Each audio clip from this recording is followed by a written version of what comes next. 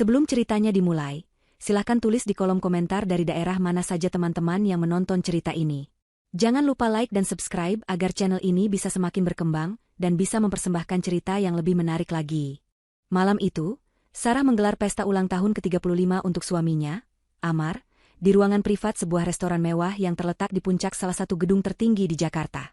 Dari balik dinding kaca, klip lampu kota membentang seperti permadani cahaya tak berujung, menjadi latar belakang sempurna untuk perayaan yang serba megah ini. Para tamu, yang seluruhnya adalah keluarga besar Amar, duduk mengelilingi meja panjang yang dihiasi bunga impor dan peralatan makan perak yang berkilauan. Suara denting gelas kristal dan tawa yang riuh rendah mengisi ruangan, menciptakan suasana perayaan yang hidup. Ini adalah malam Amar, dan Sarah telah memastikan segalanya berjalan tanpa celah. Amar sendiri duduk di kepala meja, tampak seperti seorang raja. Ia mengenakan setelan jas mahal dan jam tangan baru yang harganya fantastis, keduanya hadiah dari Sarah. Senyum tak pernah lepas dari wajahnya saat ia menerima ucapan selamat dan menjadi pusat perhatian. Di seberangnya, Ibu Ratna, ibu mertua Sarah, mengamati putranya dengan tatapan penuh kebanggaan. Sesekali melirik Sarah dengan senyum tipis yang menyeratkan kepuasan karena menantunya telah berhasil memfasilitasi kemewahan ini. Bagi Sarah, pemandangan ini adalah tujuannya. Kebahagiaan suaminya adalah bayaran dari semua kerja kerasnya.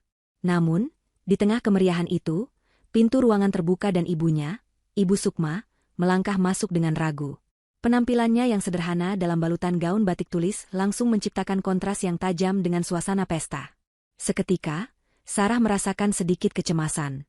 Ia segera bangkit menyambut ibunya, berusaha mengabaikan tatapan menilai dari beberapa kerabat Amar. Ia mendudukan ibunya di kursi sebelahnya, berharap bisa melindunginya dari suasana asing ini. Puncak dari rasa canggung itu terjadi saat sesi pemberian hadiah. Setelah Amar dengan gembira membuka kado-kado mewah, Ibu Sukma menyerahkan sebuah album foto berisi kenangan yang ia susun sendiri. Sebuah hadiah dari hati. Amar sempat terlihat tulus berterima kasih, namun sebuah cibiran pelan dari ibunya, hadiah kuno, membuatnya segera menyingkirkan album itu. Momen itu terasa seperti tamparan bagi Sarah. Ia melihat kilat luka di mata ibunya sebelum ditutupi dengan senyum sabar. Saat itu, Sarah memantapkan hatinya untuk menelan semua rasa sakit demi menjaga malam suaminya tetap sempurna, tidak menyadari bahwa kesabarannya sedang diuji hingga ke titik batasnya. Hidangan pembuka telah selesai diangkat oleh para pelayan yang bergerak efisien. Kini, aroma sedap dari berbagai pilihan hidangan utama mulai tercium saat para tamu membuat pesanan mereka. Seharusnya, ini adalah puncak dari kenikmatan kuliner malam itu, momen di mana semua orang bisa bersantai dan menikmati makanan lezat. Namun bagi Sarah, setiap detik yang berlalu terasa seperti penantian sebelum badai. Udara di dalam ruangan terasa semakin pekat oleh ketegangan yang hanya bisa ia rasakan. Ibu Ratna telah memulai permainannya, permainan kejam yang selalu ia mainkan setiap kali Ibu Sukma berada di dekatnya. Serangan-serangan itu datang bukan seperti pukulan, melainkan seperti ribuan tusukan jarum. Halus, terselubung, tetapi masing-masing meninggalkan luka kecil yang perih. Saat Ibu Sukma membolak-balik buku menu yang tebal dan berat dengan sampul kulit, Ibu Ratna berkomentar dengan nada ringan yang dibuat-buat. Bingung ya, Sukma? Memang menunya banyak sekali. Mungkin lebih baik pesan yang biasa dimakan saja, seperti ayam atau ikan. Jangan pesan steak, nanti salah potong bisa memalukan. Ibu Sukma tersenyum kikuk. Iya, saya pesan ikan saja. Pilihan yang aman, sahut Ibu Ratna, lalu menoleh pada kerabat di sebelahnya dan berbisik, cukup keras untuk didengar Sarah, selera orang kampung memang tidak bisa bohong. Dikasih menu seharga jutaan, pilihnya yang paling aman. Amar yang duduk di sebelah Sarah hanya terkekeh, seolah itu adalah lelogat paling lucu yang pernah ia dengar. Ia menepuk punggung tangan Sarah. Mama cuma bercanda, sayang, jangan terlalu serius. Jangan serius? Sarah ingin sekali berteriak. Itu ibuku yang sedang mereka tertawakan. Tapi yang keluar dari mulutnya hanyalah senyuman kaku. Ibu memang lebih suka ikan, Mas. Lebih sehat. Percuma.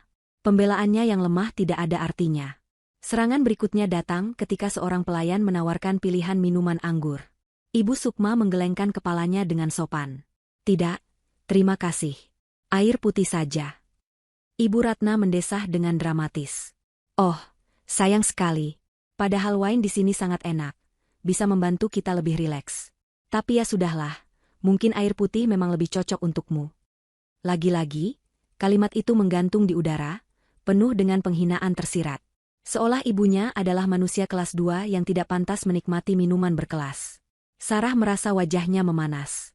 Ia mencoba mengalihkan pembicaraan, bertanya tentang rencana liburan salah seorang sepupu Amar, membicarakan tentang proyek terbarunya di kantor, apapun untuk menarik perhatian dari ibunya. Namun usahanya sia-sia. Ibu Ratna seolah memiliki radar yang selalu terkunci pada Ibu Sukma, mencari setiap celah untuk melancarkan sindirannya. Ia mengomentari cara Ibu Sukma duduk, tas tangan sederhana yang diletakkan ibunya di kursi kosong di sebelahnya, bahkan sapu tangan kain yang dikeluarkan ibunya untuk mengelap bibir. Ya ampun, masih ada ya yang pakai sapu tangan kain? Tidak higienis sekali, cibirnya, sambil mengangkat serbet linen dari restorannya dengan jemari lentiknya. Setiap kata adalah tamparan bagi Sarah. Ia merasa seperti sedang disiksa perlahan-lahan. Yang lebih menyakitkan adalah sikap Amar. Suaminya sama sekali tidak menunjukkan tanda-tanda akan membela ibu mertuanya. Ia justru tampak menikmati pertunjukan itu. Setiap kali ibunya melontarkan hinaan, Amar akan tersenyum atau tertawa kecil, seolah bangga dengan lidah tajam ibunya. Seolah-olah dengan merendahkan Ibu Sukma, status sosial mereka sebagai keluarga kaya baru menjadi semakin terangkat. Sarah menatap ibunya. Wanita itu duduk dengan punggung yang semakin membungkuk, wajahnya pucat. Ia berusaha keras untuk tersenyum setiap kali Sarah menatapnya, seolah berkata, "Ibu tidak apa-apa." Tapi Sarah bisa melihat luka di matanya yang teduh. Ibunya sedang menanggung semua ini demi dirinya, demi menjaga nama baiknya di depan keluarga suaminya. Dan kesadaran itu membuat hati Sarah hancur. Ia merasa gagal sebagai seorang anak. Ia memberikan ibunya kemewahan semu, mengajaknya ke restoran mahal, tetapi pada saat yang sama ia membiarkan ibunya diinjak-injak di tempat ini. Puncak dari siksaan psikologis itu terjadi ketika hidangan utama mulai disajikan. Obrolan di meja sedikit mereda saat para pelayan meletakkan piring-piring dengan hati-hati. Di saat itulah, Ibu Ratna mencondongkan tubuhnya ke arah kakak iparnya, tetapi suaranya sengaja dikeraskan. "Aku benar-benar tidak mengerti kenapa Sarah harus membawa ibunya ke acara seperti ini. Lihat saja penampilannya, kontras sekali dengan kita semua. Aku malu sekali, tahu tidak? Seperti ada orang desa tersesat masuk istana." Waktu seolah berhenti bagi Sarah. Bisikan ular itu merayap di sepanjang meja, dan masuk ke telinganya dengan jelas. Ibu mertuanya malu karena kehadiran ibunya. Wanita yang telah melahirkan dan membesarkannya dengan penuh cinta dianggap sebagai aib. Amarah yang selama ini ia tekan, yang ia kubur dalam-dalam demi kedamaian, kini mulai bergolak hebat di dalam perutnya. Napasnya menjadi sesak. Ia menatap tajam ke arah Ibu Ratna, yang kini bersikap seolah tidak mengatakan apa-apa, sibuk memotong daging di piringnya.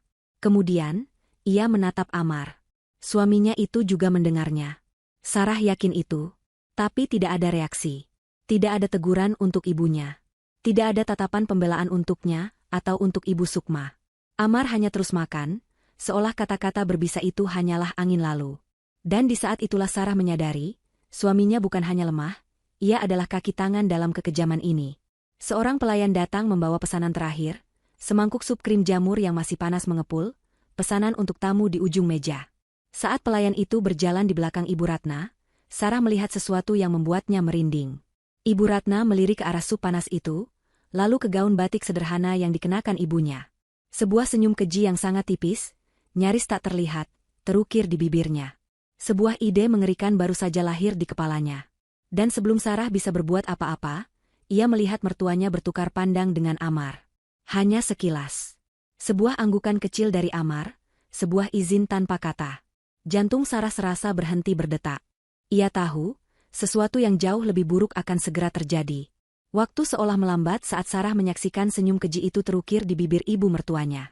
Dalam sepersekian detik sebelum bencana terjadi, benaknya terlempar ke belakang, membuka album kenangan pahit yang selama ini ia paksa untuk tutup rapat. Ini bukan pertama kalinya.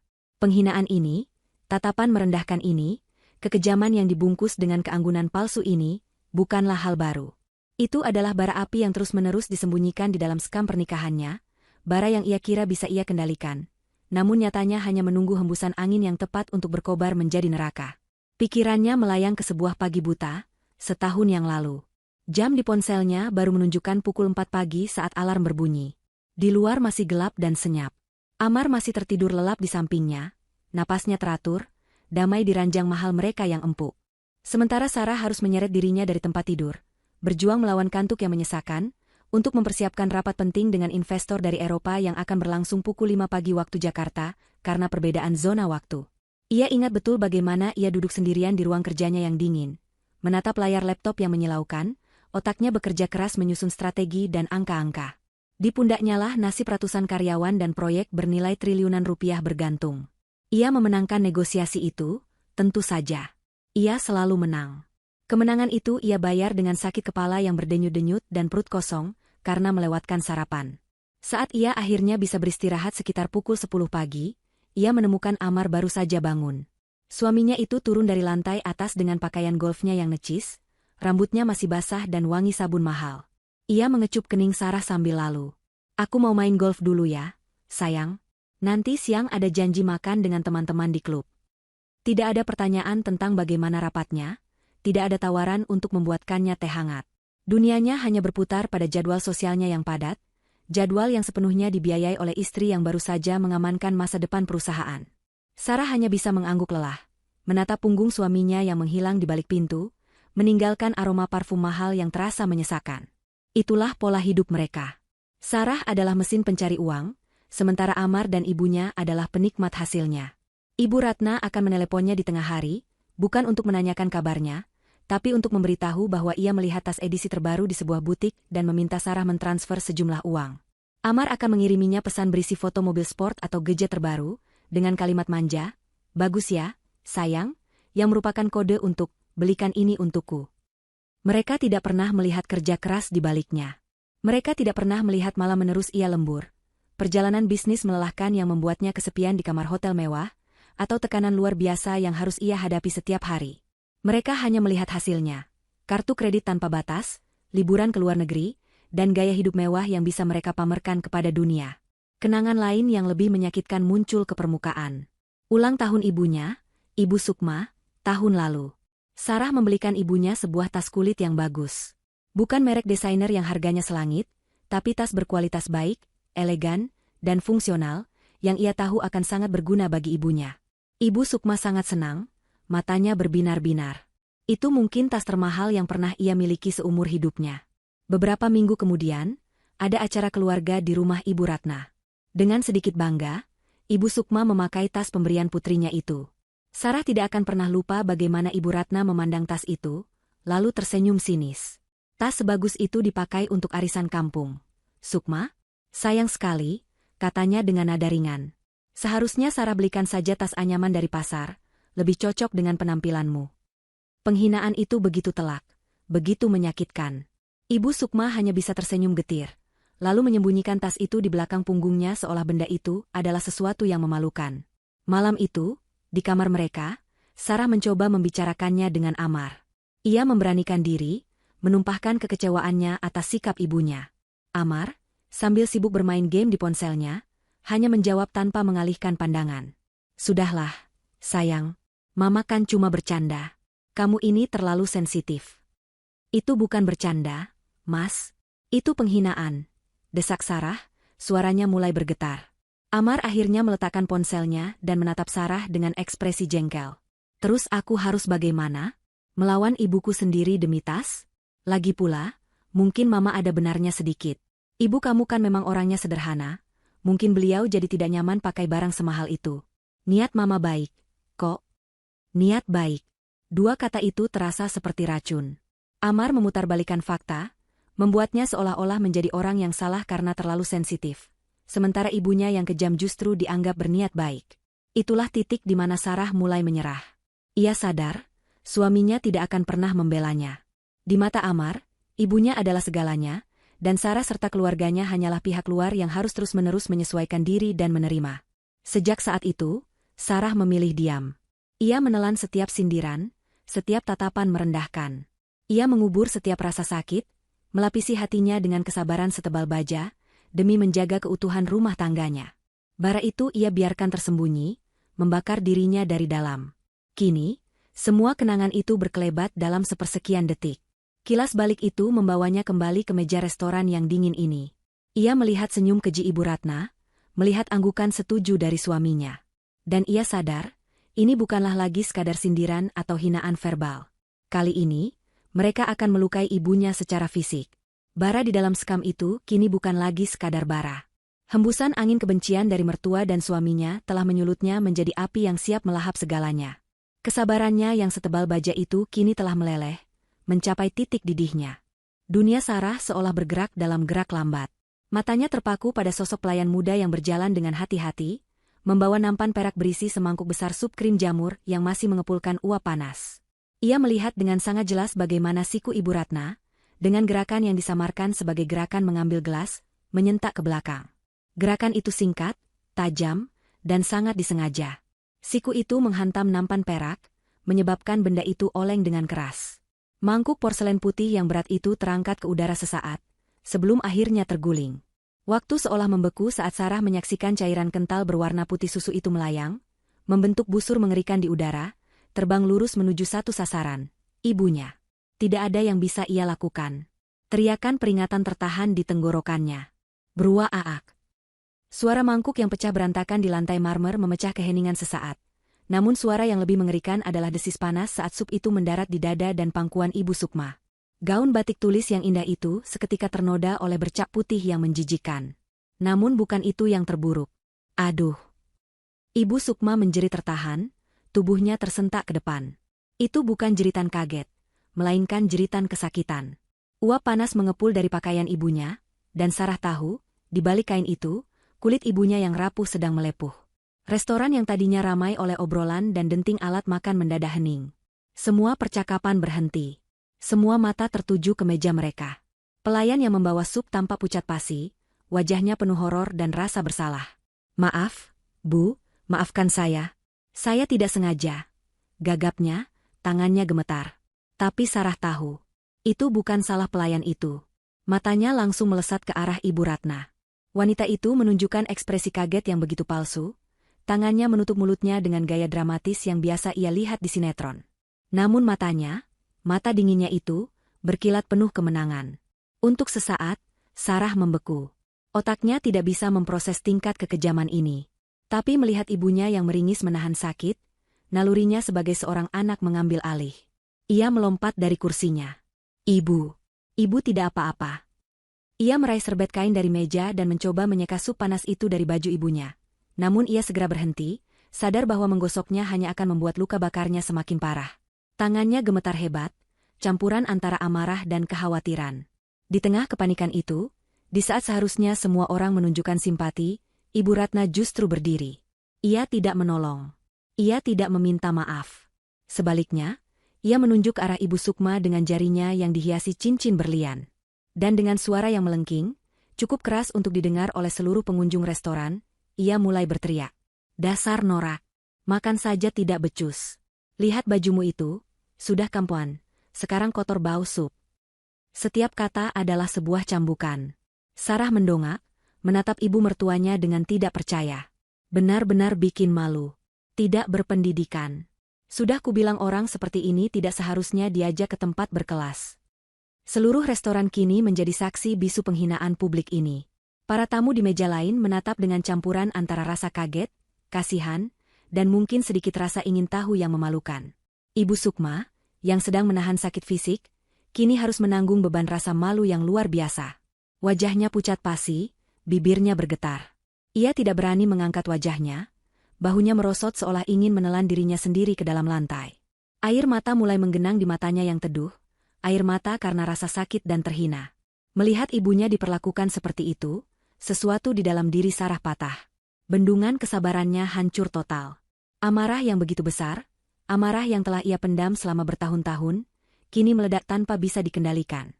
Air mata panas mulai mengaburkan pandangannya, namun itu bukan air mata kesedihan. Itu adalah air mata amukan. Dengan tubuh yang bergetar hebat, ia perlahan bangkit berdiri. Namun, sebelum mulutnya sempat meneriakkan kutukan, matanya secara otomatis mencari satu orang. Satu-satunya orang yang seharusnya menjadi pembelanya, pelindungnya, dan tameng bagi keluarganya. Ia menatap suaminya, Amar. Di tengah kekacauan itu, Amar hanya duduk diam, wajahnya menunjukkan ekspresi jengkel dan malu. Malu, bukan karena perbuatan ibunya, tapi karena drama yang ditimbulkan oleh ibu mertuanya. Sarah menatapnya, matanya yang basah memohon dalam diam. "Tolong, Mas. Tolong katakan sesuatu. Bela ibu. Tunjukkan bahwa kau adalah suamiku. Tunjukkan bahwa kau masih punya hati nurani. Seluruh masa depan pernikahan mereka, seluruh sisa cinta dan hormat yang ia miliki, semuanya bergantung pada apa yang akan dilakukan suaminya di detik berikutnya. Di tengah keheningan yang mencekam sesaat setelah sup panas itu tumpah, dunia bagi Sarah seolah terbagi menjadi dua. Ada dunia luar, di mana ia bisa mendengar desis kaget dari meja-meja lain, bisikan-bisikan horor, dan permintaan maaf yang panik dan tergagap dari pelayan muda yang wajahnya sepucat kertas. Lalu ada dunia di dalam kepalanya, di mana satu-satunya suara adalah jeritan kesakitan ibunya yang tertahan. Jeritan itu bergema, mengalahkan denting peralatan makan, mengalahkan alunan musik jazz, menjadi satu-satunya realitas yang penting. Rasa panas dari sup itu seolah menjalar ke dalam hatinya, membakar habis sisa-sisa kesabaran yang telah ia pertahankan dengan susah payah sepanjang malam. Nalurinya mengambil alih. Ia melompat dari kursi, mengabaikan gaun mahalnya, dan langsung berjongkok di samping ibunya. "Ibu, ibu tidak apa-apa?" tanyanya, suaranya bergetar hebat. Ia melihat uap masih mengepul dari gaun batik ibunya, dan noda putih susu yang jelek itu merusak keindahan kain yang ia tahu ditenun dengan tangan. Di bawah noda itu, ia bisa membayangkan kulit ibunya yang mulai memerah dan melepuh. Rasa panik dan amarah yang dahsyat berperang di dalam dirinya. Ia meraih serbet, hendak menyeka noda itu, namun tangannya berhenti di udara, sadar bahwa tindakannya justru bisa memperparah luka bakar itu. Ia merasa tidak berdaya, lumpuh oleh kengerian situasi. Di tengah kelumpuhan Sarah itulah, Ibu Ratna menemukan panggungnya. Wanita itu tidak menunjukkan rasa bersalah sedikitpun. Sebaliknya, ia melihat kekacauan ini sebagai sebuah kesempatan. Kesempatan untuk menegaskan dominasinya, untuk mempermalukan besannya hingga ke titik terendah, dan untuk membuktikan pada semua orang betapa superior dirinya dan keluarganya. Ia bangkit berdiri, gerakannya penuh dengan keanggunan teatrikal, menarik perhatian setiap pasang mata di ruangan itu. Keheningan yang tadinya penuh keterkejutan, kini berubah menjadi keheningan yang penuh antisipasi.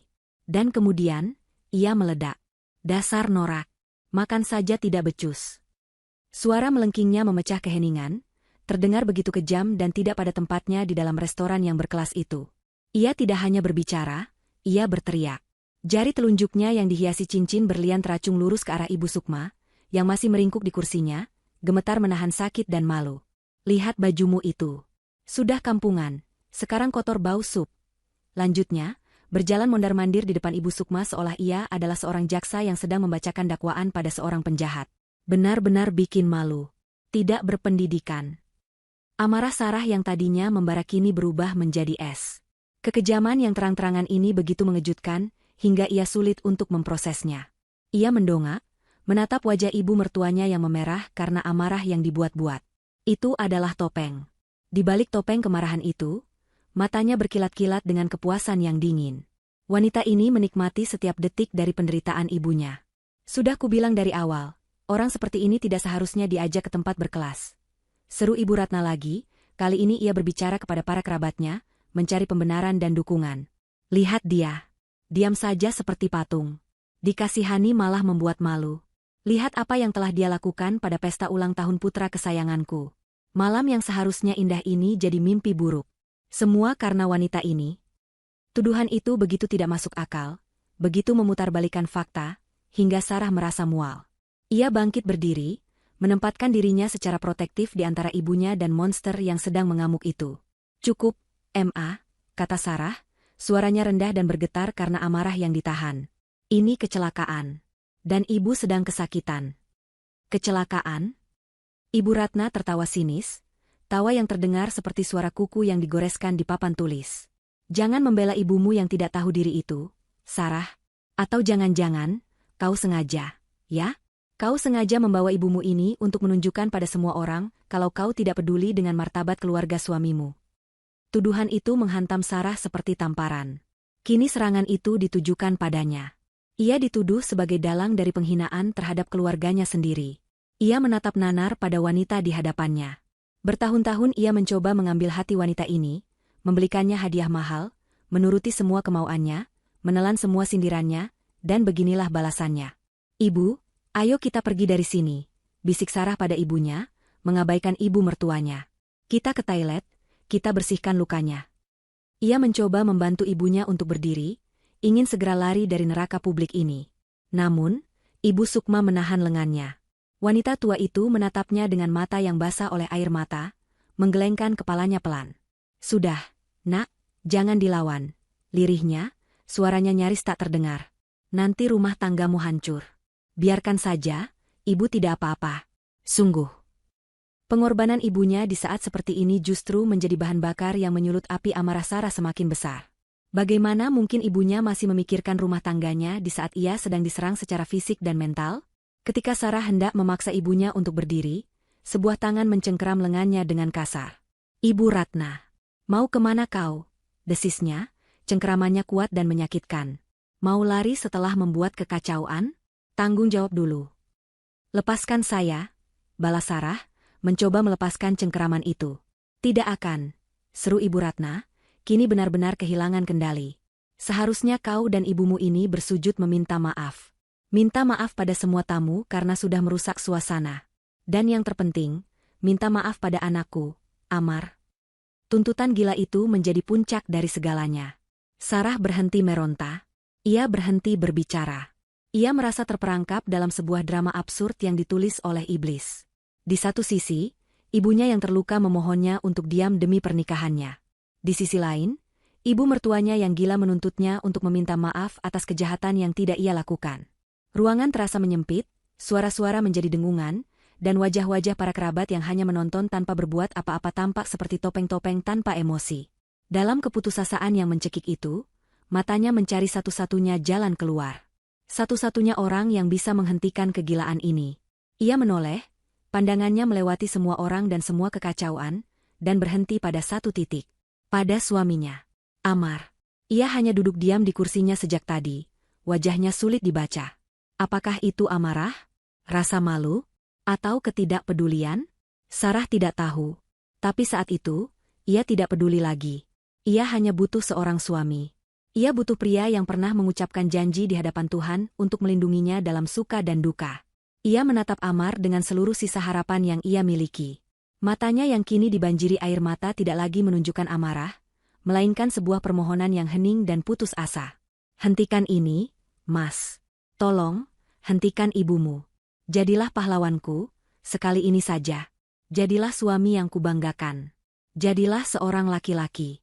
Seluruh hidupnya, seluruh masa depannya, seluruh cintanya, semuanya ia pertaruhkan pada satu tatapan itu, menunggu jawaban dari pria yang memegang kunci dari hatinya yang kini berada di ambang kehancuran.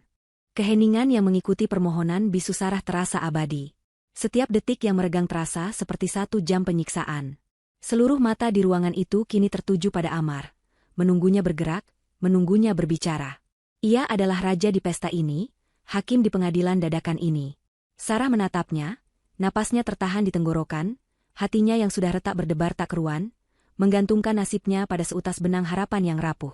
Ia masih bisa melihat pria yang ia nikahi, pria yang bisa membuatnya tertawa, pria yang dulu berjanji akan membangun dunia bersamanya. Harapan itu, betapapun bodohnya, menolak untuk mati. Akhirnya, Amar bergerak. Ia tidak tergesa-gesa. Dengan gerakan yang terasa disengaja dan dingin, ia meletakkan garpu dan pisaunya di atas piring, menyilangkannya dengan rapi. Ia mengambil serbet linen dari pangkuannya, dan menyeka bibirnya yang tidak kotor. Ia lalu meluruskan dasinya dan merapikan lengan jas mahalnya.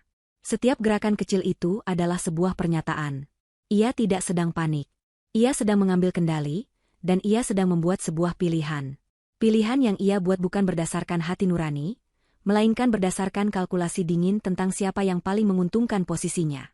Sarah bisa melihatnya dengan jelas, dan rasa dingin mulai merayap di tulang punggungnya. Amar bangkit berdiri. Tubuhnya yang tegap dan penampilannya yang sempurna, membuatnya tampak begitu berkuasa. Untuk sesaat, hati Sarah berdesir. Mungkin ia akan berjalan ke arah ibunya dan menegurnya.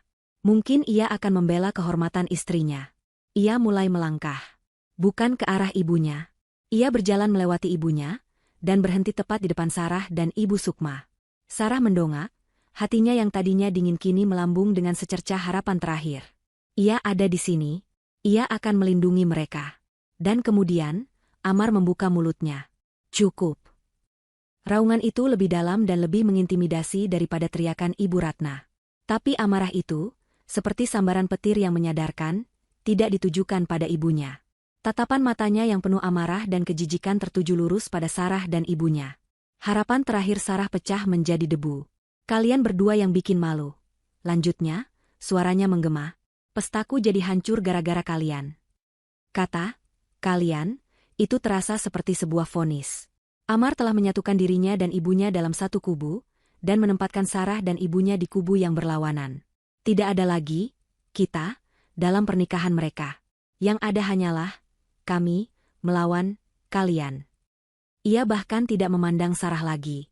Ia menunduk, menatap Ibu Sukma yang gemetar ketakutan dengan tatapan menghina. Dan ibu, bentaknya, membuat wanita tua itu tersentak. Seharusnya ibu sadar diri. Tahu posisi ibu di mana? Sejak ibu datang ke sini, suasana sudah jadi tidak nyaman. Keluarga saya canggung. Ibu tidak cocok di lingkungan seperti ini. Ia mendekatkan wajahnya. Ibu itu cuma beban. Tahu tidak? Beban. Beban untuk Sarah yang harus terus-menerus membela ibu. Dan beban untuk keluarga kami yang harus menahan malu karena kehadiran ibu. Kata, beban, itu diucapkan dengan penekanan yang begitu kejam, begitu penuh kebencian. Itu adalah pukulan telak yang meremukan sisa-sisa harga diri Ibu Sukma. Wanita tua itu hanya bisa menunduk. Air matanya jatuh tanpa suara ke lantai marmer yang dingin. Merasa belum cukup, Amar kembali menghadapkan seluruh amarahnya pada Sarah. Wajahnya yang tampan kini terdistorsi oleh kebencian, menjadi wajah monster yang tidak Sarah kenali. Dan kamu, Sarah, desisnya, jarinya menunjuk ke wajah istrinya. Kenapa kamu harus terus membelanya? Kenapa kamu begitu bodoh? Mama benar. Seharusnya orang seperti dia tidak usah diajak ke tempat seperti ini. Kamu lihat kan akibatnya sekarang. Ia mengambil napas, mempersiapkan serangan terakhirnya yang paling mematikan. Kamu pikir karena kamu yang punya uang, kamu bisa berbuat seenaknya? Kamu pikir kamu bisa membawa siapapun ke dalam duniaku tanpa memikirkan perasaanku atau perasaan keluargaku? Kamu lebih mementingkan egomu dan ibumu yang kampungan itu daripada hari ulang tahun dan kebahagiaan suamimu sendiri. Itulah kalimat terakhirnya. Tuduhan terakhir yang memutarbalikkan segalanya, menempatkan Sarah sebagai pihak yang egois dan tidak berperasaan. Dan kalimat itulah yang membunuh semua sisa cinta di hati Sarah. Tidak ada ledakan amarah. Tidak ada tangisan histeris. Yang terjadi adalah sesuatu yang jauh lebih menakutkan. Sebuah keheningan total di dalam jiwa Sarah.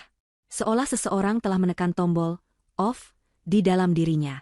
Pengkhianatan itu begitu sempurna, begitu absolut, hingga melampaui batas rasa sakit. Yang tersisa hanyalah kehampaan. Suara Amar yang masih terengah-engah karena marah, senyum kemenangan yang licik di wajah Ibu Ratna, bisikan para tamu, semuanya menjadi suara latar yang tidak berarti. Ia menatap pria di hadapannya. Pria yang pernah menjadi dunianya. Pria yang untuknya ia rela bekerja sampai mati. Kini, ia tidak merasakan apa-apa saat menatapnya. Tidak ada cinta, tidak ada benci, tidak ada kekecewaan.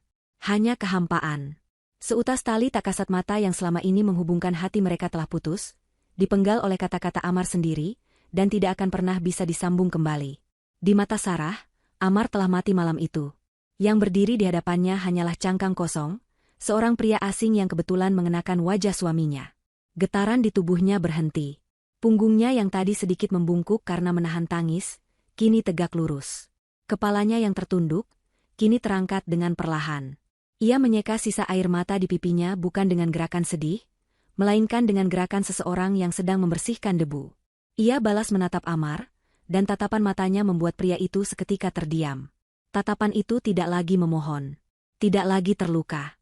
Tatapan itu kosong, dingin, dan jernih seperti lapisan es di musim dingin. Di kedalaman mata itu, sebuah kekuatan baru yang lahir dari kehancuran total mulai terbentuk. Itu adalah kekuatan seorang wanita yang tidak lagi memiliki apapun untuk kehilangan, dan karena itu, ia menjadi tak terkalahkan. Para tamu di ruangan itu mungkin tidak mengerti apa yang terjadi, tapi mereka semua bisa merasakan pergeseran seismik dalam dinamika kekuasaan. Singa betina itu tidak hanya telah terluka, ia telah dibunuh. Dan dari kematian itu, bangkitlah sesuatu yang jauh lebih berbahaya. Keheningan yang pecah di dalam diri Sarah menyebar ke seluruh ruangan. Di tengah tatapan kaget dan bingung dari semua orang, sebuah suara tawa kecil, dingin, dan tanpa humor lolos dari bibir Sarah. Suara itu begitu tidak terduga, begitu kontras dengan suasana tegang, hingga semua orang, termasuk Amar dan Ibu Ratna yang sedang di puncak amarah mereka, terdiam seketika. Sarah mengangkat kepalanya, Air mata sudah tidak ada lagi di wajahnya.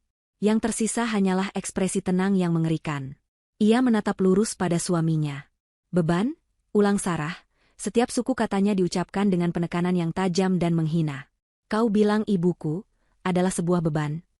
Ia mengambil langkah maju, gerakannya tidak lagi ragu-ragu. Semua mata tertuju padanya. Singa betina yang selama ini tertidur telah terbangun. Mari kita bicara tentang beban. Amar, katanya, suaranya tidak lagi bergetar. Suaranya kini jernih, kuat, dan mematikan, membelah udara di restoran mewah itu. Coba kau lihat dirimu dari ujung rambut sampai ujung kaki. Lanjut Sarah, matanya mengunci tatapan Amar yang mulai terlihat bingung. Jas Brioni yang kau pakai dengan bangga itu, aku yang membelinya saat perjalanan bisnis ke Milan. Jam tangan Patek Philippe yang kau pamerkan kepada semua orang seolah itu hasil jerih payahmu. Itu adalah hadiah ulang tahun dariku. Sepatu kulit buatan tangan yang kau kenakan, bahkan sampai kaos kaki sutra yang ada di dalamnya, semuanya dibeli dengan uangku. Ia berhenti sejenak, membiarkan kata-katanya meresap, mempermalukan suaminya di depan seluruh keluarganya. Wajah Amar mulai kehilangan warna. Rumah mewah tempat kau tidur nyenyak sampai siang hari sementara aku sudah berangkat kerja sebelum matahari terbit. Itu adalah rumahku. Cicilannya lunas kubayar dengan bonus tahunanku. Mobil sport yang kau pakai untuk berkeliling kota memamerkan kekayaan, itu atas namaku. Keanggotaan klub golf elit tempat kau menghabiskan waktumu, tagihannya dikirim ke kantorku. Napas Sarah terdengar mantap. Setiap kalimat adalah sebuah peluru. Sekarang, katakan padaku, Amar. Sebutkan satu hal saja. Satu benda, satu tagihan, satu batu bata di rumah kita yang kau bayar dengan hasil keringatmu sendiri. Tidak ada, kan? Karena kau tidak pernah bekerja. Seumur hidup pernikahan kita, kau hanyalah benalu yang hidup nyaman dengan menghisap hasil kerja kerasku. Jadi, siapa sebenarnya yang menjadi beban di sini? Amar membuka mulutnya, hendak membantah, tapi tidak ada suara yang keluar. Ia tampak seperti ikan yang kehabisan air, terkejut dan tidak berdaya. Sarah tidak memberinya kesempatan. Ia memalingkan wajahnya, mengalihkan tatapan dinginnya ke arah Ibu Ratna, yang kini menatapnya dengan campuran antara kaget dan marah. Dan Anda, Bu Ratna, kata Sarah, sengaja menggunakan panggilan formal untuk menciptakan jurang di antara mereka. Anda menyebut ibu saya kampungan dan tidak berpendidikan. Ia tertawa lagi, tawa yang lebih terdengar seperti sebuah geraman. Wanita, kampungan, yang Anda hina itu membesarkan putrinya seorang diri, bekerja siang dan malam agar anaknya bisa sekolah tinggi, agar anaknya bisa menjadi wanita sukses yang kini membiayai semua kemewahan yang menempel di tubuh Anda. Ia menunjuk perhiasan di leher ibu mertuanya. Kalung berlian itu, anting-anting itu, gelang itu, semua itu dibeli dengan uang yang dihasilkan oleh anak dari wanita yang baru saja Anda siram dengan sup panas. Anda menikmati gaya hidup sosialita Anda dari hasil kerja keras wanita yang Anda sebut tidak berpendidikan. Ironis sekali, bukan? Wajah Ibu Ratna yang tadinya angkuh kini memerah padam, antara malu dan murka. Kalian berdua, lanjut Sarah, suaranya kini menyapu kedua orang itu, telah hidup dalam kenyamanan dan kemewahan yang aku sediakan. Kalian makan makananku, tinggal di rumahku, menghabiskan uangku. Dan sebagai balasannya, kalian menginjak-injak satu-satunya keluarga yang aku miliki, menghina ibuku di depan wajahku. Ia melangkah mendekat, tatapannya begitu tajam hingga Amar dan Ibu Ratna secara naluriah mundur selangkah. Kalian pikir aku ini siapa? Bank berjalan yang tidak punya perasaan? Mesin ATM yang bisa kalian peras sesuka hati? Kalian salah besar. Kalian lupa satu hal yang paling penting. Ia berhenti tepat di depan mereka. Kalian lupa siapa yang memegang semua kendali. Ruangan itu sunyi senyap, hanya terdengar suara napas Sarah yang tenang dan mantap. Malam ini, di pesta ulang tahunmu yang menyedihkan ini, Amar, katanya dengan suara yang nyaris berbisik namun terdengar oleh semua orang. Aku akan memberimu hadiah terakhir. Hadiah yang tidak akan pernah kalian berdua lupakan seumur hidup kalian. Aku akan memberimu pelajaran tentang kenyataan. Amar dan Ibu Ratna menatap Sarah dengan nanar, masih belum sepenuhnya memahami skala bencana yang akan menimpa mereka. Wajah mereka pucat, terperangah oleh keberanian Sarah yang belum pernah mereka lihat sebelumnya. Mereka mengira ini hanyalah ledakan amarah sesaat yang akan reda. Mereka salah.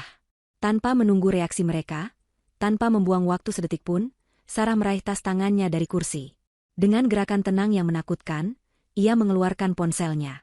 Jari-jarinya bergerak lincah di atas layar, matanya tidak pernah lepas dari wajah suami dan ibu mertuanya yang ketakutan. Kalian sangat menikmati semua fasilitas dariku, kan? Katanya dengan nada datar. Mari kita hentikan semua ini. Ponsel itu ia tempelkan ke telinga. Terdengar nada sambung satu kali sebelum sebuah suara menjawab di seberang. Halo, Rina. Itu adalah nama asisten pribadinya. Amar dan Ibu Ratna seketika menegang. Rina, maaf mengganggumu malam-malam. Lanjut Sarah, suaranya tetap tenang dan profesional, seolah sedang memberikan instruksi bisnis biasa. Aku butuh bantuanmu segera. Tolong blokir semua kartu kredit tambahan atas nama Amar Raditya dan Ratna Wijoyo. Ya, semua kartu. Termasuk kartu debit dari rekening bersama. Lakukan sekarang juga. Mata Amar membelalak ngeri. Sarah, jangan. Sarah mengangkat satu tangannya, menyuruhnya diam tanpa perlu menoleh. Pastikan pemblokiran itu efektif seketika, Rina. Terima kasih. Ia menutup teleponnya. Itu adalah vonis pertama. Cepat, efisien, dan mematikan. Ia memasukkan kembali ponselnya ke dalam tas, lalu menatap lurus ke arah Ibu Ratna, yang wajahnya kini pucat seperti mayat. Dan Anda, Bu Ratna, kata Sarah, nadanya sama sekali tidak mengandung emosi. Apartemen mewah yang Anda tinggali di pusat kota itu adalah salah satu aset investasi atas nama saya. Saya memberikannya untuk Anda tinggali agar Anda bisa hidup nyaman di hari tua. Tapi sepertinya, kenyamanan itu membuat Anda lupa diri. Ia berhenti sejenak, membiarkan teror merayap di hati wanita tua itu. Saya memberimu waktu 24 jam. Sampai besok malam, kosongkan apartemen itu. Kemasi semua barang-barang Anda dan pergi. Jika besok malam Anda masih berada di sana, tim keamanan saya yang akan memastikan Anda keluar. Tidak, kau tidak bisa melakukan ini padaku, jerit Ibu Ratna, suaranya bergetar, keanggunannya luntur total. Aku ini ibumu, ibu mertuamu. Anda berhenti menjadi ibu mertua saya malam ini, jawab Sarah dingin. Itu adalah vonis kedua. Tanpa ampun. Akhirnya, ia membalikkan tubuhnya untuk menghadapi suaminya. Amar menatapnya dengan tatapan putus asa, topeng arogansinya telah hancur lebur, menampakkan wajah aslinya, seorang pria lemah yang ketakutan. Sarah, sayang, kita bisa bicarakan ini baik-baik, rengeknya, mencoba meraih tangan Sarah. Sarah menarik tangannya seolah tangan Amar adalah bara api. Tidak ada lagi yang perlu dibicarakan, katanya. Matanya menatap jam tangan mahal yang melingkar di pergelangan tangan Amar. Anggap saja hadiah itu sebagai pesangon dan kenang-kenangan terakhir dariku. Aku akan menghubungi pengacaraku besok pagi untuk mengurus surat gugatan cerai. Itulah vonis ketiga. Final. Palu godam terakhir yang menghancurkan seluruh dunia mereka. Tidak, Sarah, kumohon, maafkan aku, maafkan Mama. Amar kini benar-benar panik. Citranya hancur, masa depannya lenyap di depan mata. Sarah tidak menggubrisnya. Pertunjukan telah selesai. Ia tidak merasakan apa-apa lagi selain kelegaan. Beban yang selama ini ia pikul di pundaknya telah terangkat. Ia menoleh ke arah ibunya, Ibu Sukma, yang sejak tadi hanya bisa menatap putrinya dengan campuran rasa kaget, takut, sekaligus bangga. Dengan langkah mantap, Sarah menghampiri ibunya. Ia dengan lembut menyentuh lengan ibunya yang terluka. Ayo, Bu, kita pulang, katanya dengan suara yang kini kembali hangat, kehangatan yang hanya ia sediakan untuk ibunya. Ia menuntun ibunya berdiri dan berjalan keluar dari ruangan privat itu, melewati para kerabat yang membeku, melewati suaminya yang mulai terisak, dan melewati ibu mertuanya yang menatap kosong ke depan. Ia tidak menoleh ke belakang sedikitpun. Langkah kakinya mantap dan tegas di lantai marmer, meninggalkan keheningan yang memekakan di belakangnya. Di dalam ruangan itu, Amar dan Ibu Ratna ditinggalkan sendirian di tengah puing-puing kesombongan mereka, terdampar di awal dari kehidupan baru mereka yang miskin dan menderita. Ketika Sarah dan ibunya meninggalkan restoran, keheningan yang mereka tinggalkan di belakang terasa lebih berat daripada kebisingan manapun. Para kerabat yang tadinya riuh rendah kini duduk membeku, mata mereka saling melempar pandang canggung, tak ada yang berani menatap langsung pada Amar atau Ibu Ratna. Pesta telah usai. Bukan hanya pesta ulang tahun, tapi pesta pora kemunafikan yang selama ini mereka nikmati. Satu persatu, dengan alasan yang dibuat-buat dan bisikan pamit yang tergesa-gesa, mereka bangkit dan pergi. Tak ada yang menawarkan kata-kata penghiburan, tak ada yang menawarkan bantuan. Mereka meninggalkan Amar dan Ibu Ratna seperti orang-orang yang meninggalkan kapal yang karam. Tersisa berdua di meja panjang yang kini terasa seperti medan perang yang porak-poranda, kebekuan di antara ibu dan anak itu pecah menjadi ledakan amarah yang saling menyalahkan. Ini semua salahmu, desis Ibu Ratna, wajahnya yang pucat kini berkerut karena amarah. Kenapa kau biarkan istrimu menjadi kurang ajar seperti itu selama ini? Kau terlalu lembek, Amar. Seharusnya dari dulu kau tunjukkan siapa pemimpin keluarga. Aku? Salahku? Balas Amar, suaranya naik 1 oktav. Rasa panik membuatnya tidak lagi bisa mengontrol diri. Mama yang mulai. Untuk apa Mama menyiram Ibu Sukma dengan sup? Untuk apa Mama menghinanya di depan semua orang? Kalau Mama bisa menahan mulut sombong Mama itu sebentar saja, semua ini tidak akan terjadi. Berani kau menyalahkan ibumu? Pekik Ibu Ratna, tak terima. Ibu melakukan itu untuk menjaga martabat keluarga kita. Martabatmu? Martabat apa? Kita tidak punya apa-apa lagi sekarang. Raung Amar, menendang kaki meja dengan frustrasi.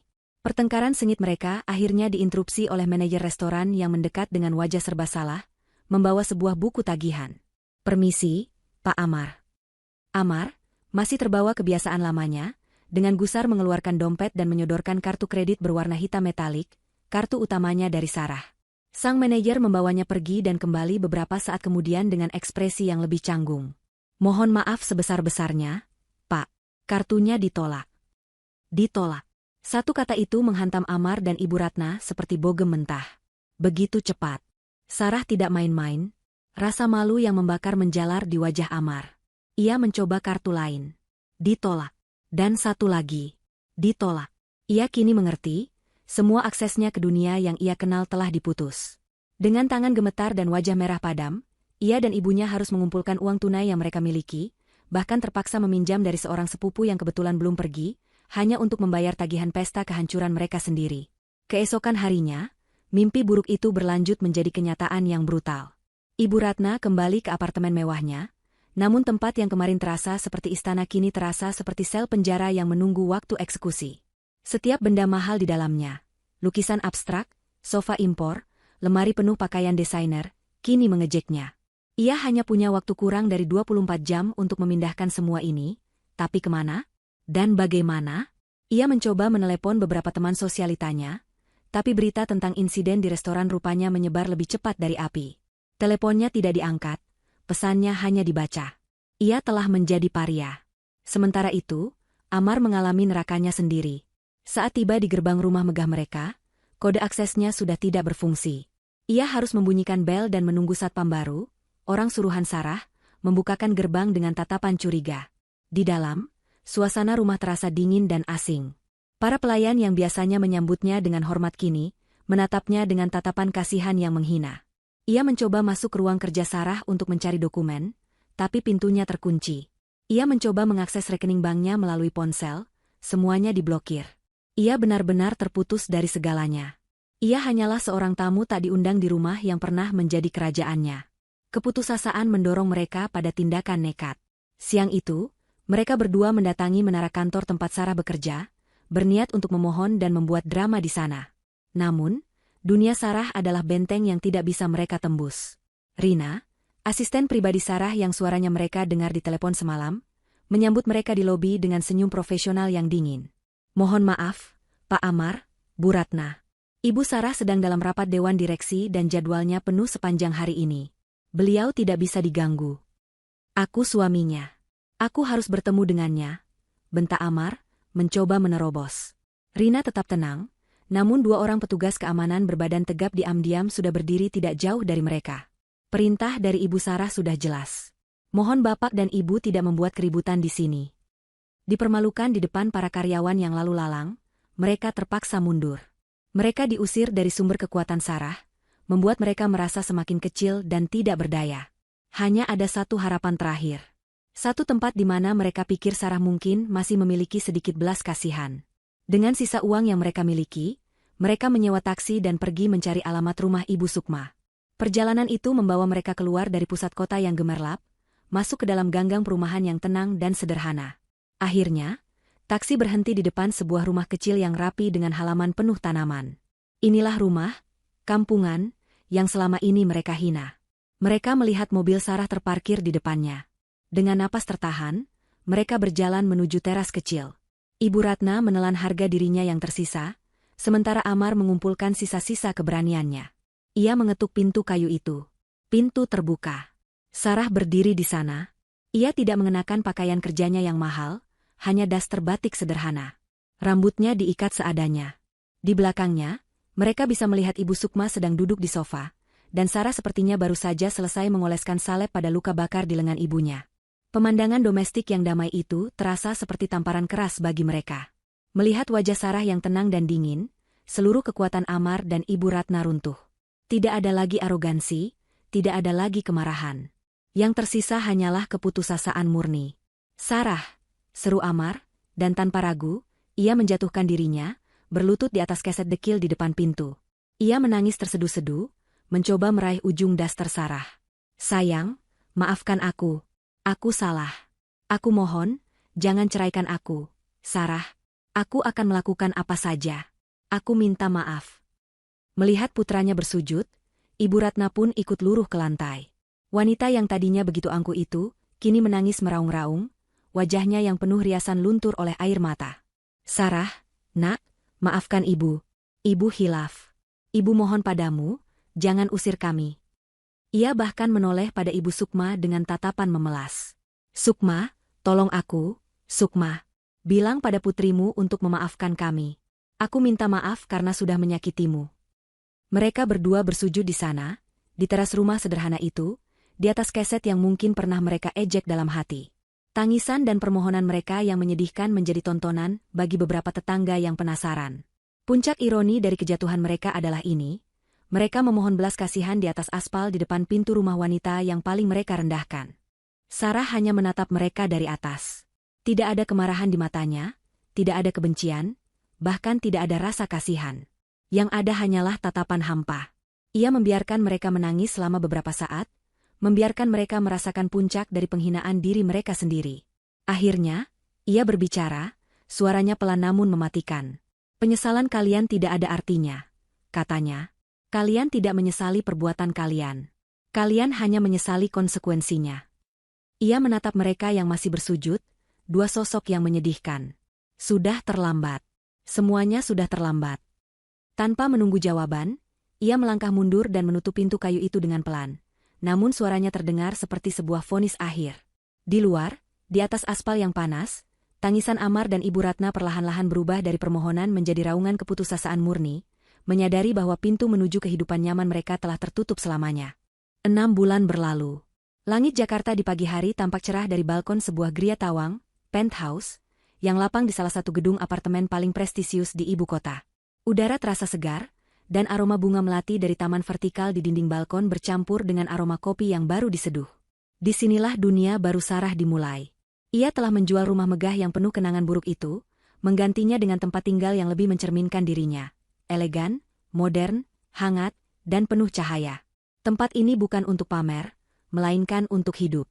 Sarah duduk di salah satu kursi rotan yang nyaman di balkon, memegang cangkir kopinya. Di seberangnya, Ibu Sukma sedang tersenyum sambil menyiram tanaman anggreknya. Luka bakar di lengannya sudah lama sembuh, hanya menyisakan bekas samar yang menjadi pengingat akan kebebasan mereka. Wanita itu tampak 10 tahun lebih muda. Tidak ada lagi bayang-bayang ketakutan atau rasa rendah diri di matanya. Ia kini tinggal bersama Sarah, bukan sebagai seseorang yang menumpang, tetapi sebagai mitra. Desain batik baru dari para pengrajin di desa sudah datang. Nak, kata Ibu Sukma, suaranya ceria. Bagus-bagus sekali. Mereka bersemangat sekali mendengar produk mereka akan kita pasarkan di galeri. Sarah tersenyum tulus. Tentu saja, Bu. Kualitasnya tidak kalah dengan desainer luar negeri. Nanti siang kita lihat sama-sama ya. Setelah perceraiannya final, Sarah tidak hanya memutus masa lalunya, tetapi juga membangun masa depan yang baru, dan ia membawa ibunya serta. Dengan sebagian modalnya, ia mendirikan sebuah usaha sosial bernama Warisan Sukma. Usaha itu bekerja sama dengan para pengrajin batik dan produk kerajinan tangan dari desa asal ibunya, memberi mereka wadah untuk menjual karya mereka dengan harga yang pantas di pasar kelas atas. Ibu Sukma, dengan pengetahuannya tentang kain dan kerajinan, bertindak sebagai kurator utama. Ia menemukan kembali harga dirinya, bukan sebagai beban, melainkan sebagai seorang ahli yang dihormati. Sarah menemukan kembali kebahagiaannya, bukan dari angka-angka di laporan keuangan, tetapi dari melihat ibunya tertawa lepas dan para pengrajin di desa bisa menyekolahkan anak-anak mereka. Ia masih seorang pebisnis yang ulung, tetapi kini hatinya ikut serta dalam pekerjaannya. Beban untuk membiayai 2 parasit serakah telah hilang, digantikan oleh gairah untuk membangun sesuatu yang berarti. Di belahan lain kota itu, di sebuah gang sempit yang becek dan berbau apak, fajar tidak pernah terasa baru. Setiap pagi adalah pengulangan dari mimpi buruk yang sama bagi Amar dan Ibu Ratna. Mereka kini tinggal di sebuah kamar kontrakan petak berukuran 3 kali 4 meter. Dindingnya lembab dan catnya mengelupas. Hanya ada satu jendela kecil yang menghadap ke tembok tetangga, membuat ruangan itu selalu terasa gelap dan pengap. Kipas angin tua di langit-langit berputar dengan malas, menyebarkan udara panas alih-alih mendinginkannya. Kemewahan yang dulu mereka anggap sebagai hak, kini hanya menjadi kenangan pahit yang menyiksa. Amar, pria yang tadinya tidak pernah bekerja sehari pun dalam hidupnya, kini harus berjuang mencari pekerjaan serabutan. Namun, tanpa keahlian dan dengan gengsi setinggi langit, ia selalu gagal. Ia pernah mencoba menjadi supir taksi online, tetapi ia mengeluh mobil sewanya jelek dan penumpangnya kampungan. Ia pernah mencoba bekerja di sebuah toko, tetapi ia dipecat setelah 3 hari karena bersikap arogan pada pelanggan. Kini, hari-harinya lebih banyak dihabiskan dengan duduk melamun di depan kontrakan, menatap kosong, meratapi nasibnya. Ibu Ratna, wanita sosialita yang tadinya hanya peduli pada jadwal arisan dan butik mana yang harus dikunjungi, kini harus berhadapan dengan kenyataan pahit. Ia harus belajar mencuci pakaiannya sendiri dengan tangan, belajar memasak nasi di panci butut, dan belajar tawar-menawar dengan tukang sayur untuk mendapatkan harga termurah. Setiap hari adalah sebuah penghinaan baginya. Wajahnya yang dulu terawat kini kusam dan selalu cemberut. Cinta antara ibu dan anak yang dulu tampak begitu kuat, kini terbukti hanyalah ikatan yang didasari oleh keserakahan bersama. Tanpa uang sarah, tidak ada lagi yang merekatkan mereka selain penderitaan dan kebencian. Pertengkaran menjadi menu harian mereka. Lihat, uang kita tinggal 50.000 untuk seminggu, teriak Amar suatu sore, melempar beberapa lembar uang lecek ke atas meja. Ini semua gara-gara kesombongan mama. Gara-gara aku, balas Ibu Ratna, tak kalah sengit. Gara-gara kau yang tidak becus jadi suami. Pria macam apa kau ini? Tidak bisa memberi makan ibunya sendiri. Kau membiarkan istrimu menginjak-injak kita.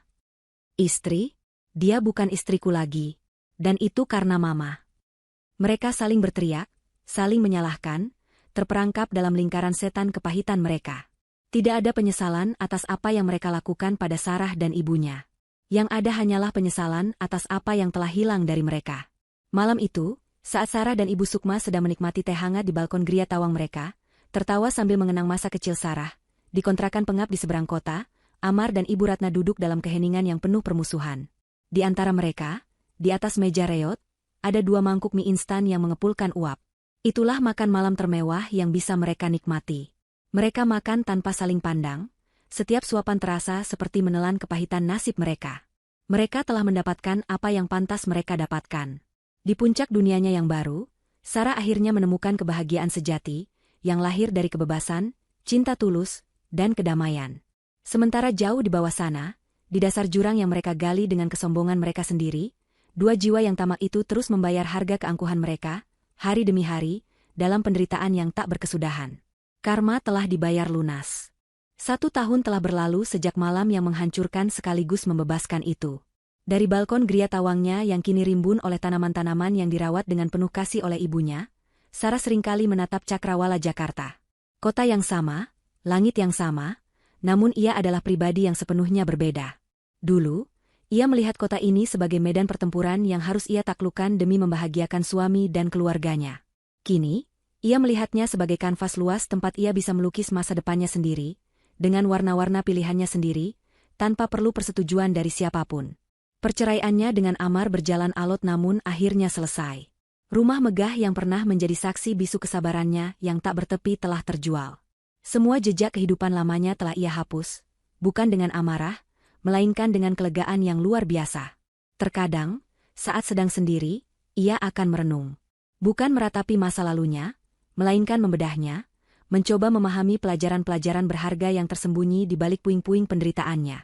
Malam itu, di restoran mewah itu, ia tidak hanya kehilangan seorang suami dan ibu mertua, ia menemukan kembali dirinya sendiri. Dan dari penemuan itu, ia memetik hikmah yang tak ternilai, pelajaran yang ia pegang erat sebagai kompas untuk sisa hidupnya. Pelajaran pertama dan yang paling fundamental adalah tentang mengenali batasan diri dan kekuatan sebuah kata, tidak. Selama bertahun-tahun, Sarah hidup dalam ilusi bahwa kesabaran adalah kebajikan tertinggi. Ia menyamakan cinta dengan pengorbanan tanpa batas, dan menganggap menjaga kedamaian dengan cara menelan semua hinaan adalah sebuah tugas mulia seorang istri dan menantu. Ia salah besar. Kesabarannya yang tak bertepi bukanlah sebuah kebajikan, melainkan sebuah izin. Izin bagi Amar dan Ibu Ratna untuk terus menginjak-injak harga dirinya. Izin bagi mereka untuk menganggapnya remeh. Setiap kali ia memilih diam saat ibunya disindir, setiap kali ia tersenyum palsu saat dirinya direndahkan, ia sedang mengajarkan pada mereka bahwa perlakuan seperti itu bisa diterima. Malam itu, saat ia akhirnya berteriak, "Cukup!" Itu bukanlah sekadar ledakan emosi. Itu adalah penarikan izin. Itu adalah pembangunan sebuah benteng perbatasan yang telah lama ia abaikan. Ia belajar bahwa, tidak, bukanlah kata yang egois. Mengatakan, tidak, pada penindasan adalah cara mengatakan, ya, pada diri sendiri. Menetapkan batasan bukanlah tindakan agresi, melainkan tindakan penghormatan diri yang paling dasar. Kekuatannya yang sesungguhnya bukanlah saat ia berhasil menandatangani kontrak miliaran rupiah, melainkan saat ia berhasil berkata, tidak, pada dua orang yang selama ini ia biarkan mengendalikan kebahagiaan batinnya.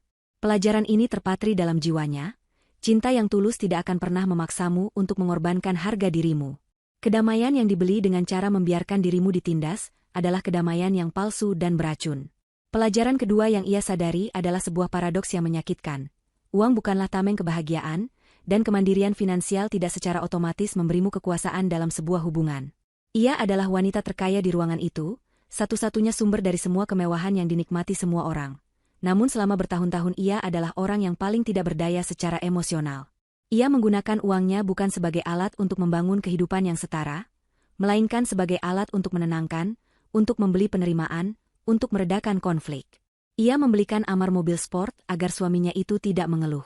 Ia membelikan Ibu Ratna perhiasan agar mertuanya itu berhenti menyindirnya selama beberapa saat. Tanpa sadar, ia telah mendanai penindasannya sendiri. Ia belajar bahwa kekayaan tanpa harga diri hanyalah sangkar emas. Kemewahan yang ia berikan pada Amar dan Ibu Ratna justru menjadi senjata yang mereka gunakan untuk melawannya. Mereka merasa berhak atas hartanya, dan karena itu mereka merasa berhak untuk mengatur hidupnya dan merendahkan keluarganya. Kekuatan finansialnya menjadi bumerang, karena ia tidak pernah menyandingkannya dengan kekuatan mental untuk menuntut rasa hormat. Kini, ia memahami arti kekayaan yang sesungguhnya. Kekayaan bukanlah tentang memiliki segalanya, melainkan tentang tidak bisa dikendalikan oleh siapapun. Kebahagiaannya sekarang tidak datang dari membeli barang-barang mewah, melainkan dari menggunakan sumber dayanya untuk membangun warisan sukma, memberdayakan ibunya dan para pengrajin desa.